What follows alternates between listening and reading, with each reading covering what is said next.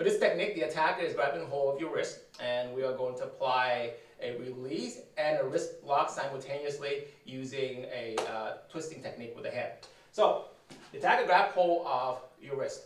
Step one will bring the hand that's being grabbed up and point a palm towards you. This creates an opening between their hand and your own wrist. So again, one.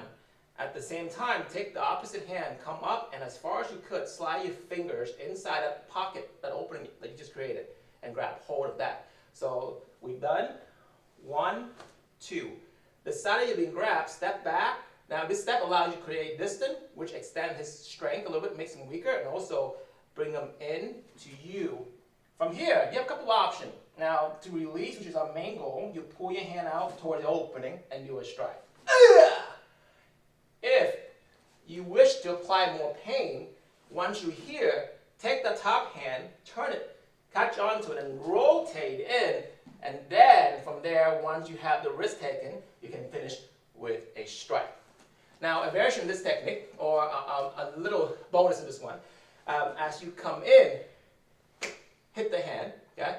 Not too much, but tap that, pull, step out, and strike.